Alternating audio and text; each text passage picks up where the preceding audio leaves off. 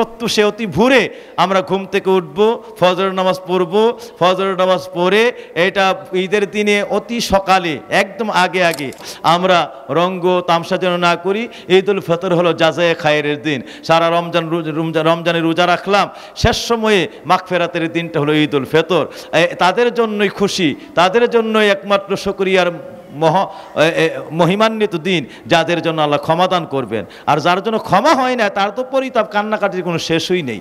তো এই দিনে আল্লাহর কাছে বেশি বেশি শুকরিয়া। আমরা যখন ঈদুল ফিতরে চলে আসব, প্রত্যুষে অতি ভোরে আমরা ঘুম থেকে উঠব, ফজরের নামাজ পড়ব, ফজরের নামাজ পড়ে এটা ঈদের দিনে অতি সকালে একদম আগে আগে উঠবে, শেষটায় তাহাজ্জুদ পড়বেন, ফজরের নামাজ পড়বেন। এরপরে আপনারা ফজরের নামাজ পড়ার পরে যথাসাধ্য তাড়াতাড়ি গোসল করবেন। ঈদের নামাজের জন্য ওই দিন গোসলটাও সুন্নত, 100 শহীদের সওয়াব হয়। সুবহানাল্লাহ। এই গোসল করে পবিত্র হবেন।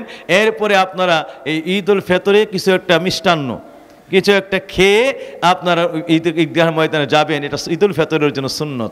এরপরে যেই রাস্তায় যাবেন, আমার নবী বলেন ফেরার সময় আরেকটি রাস্তা ধরে ফিরবে, যাবে এক রাস্তায়, আসবে আরেক রাস্তায়। যখন মানুষের সঙ্গে দেখা হবে তখন একজন আরেকজনকে জড়াইয়া ধরে বলবে তাকাব্বালাল্লাহু মিন্না ওয়া মিনকুম, তাকাব্বালাল্লাহু মিন্না ওয়া মিনকুম, তাকাব্বালাল্লাহু মিন্না ওয়া মিনকুম। নবীজি বলেন যার সঙ্গে দেখা হলো, যে তার সঙ্গে কথা বললো, এই দোয়াটার সঙ্গে মোলাকাত করলো, একজন আরেকজনের হাত ছাড়ার আগে জীবনের সব গুনাহ মাফ হয়ে যাবে।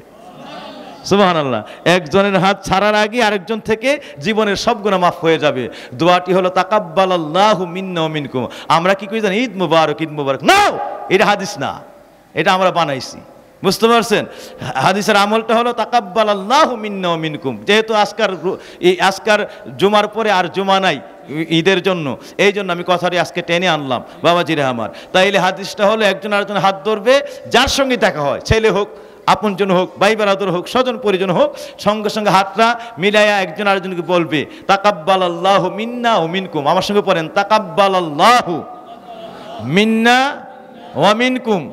আবার তাকাব্বালাল্লাহু মিন্না ওয়া মিনকুম। আবার তাকাব্বালাল্লাহু মিন্না ওয়া মিনকুম।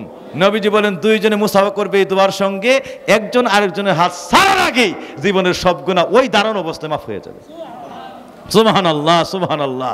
সুতরাং বাপজিরা আমার, এই আমলটি একজনের হাত রেখে একজন আরেকজনের হাত ধরে যে যেখানে সাক্ষাৎ হয়, ঈদের দিনের একটা পূর্ণ সুন্নত তওবা সহ দোয়ার আমল হলো এই আমলটি।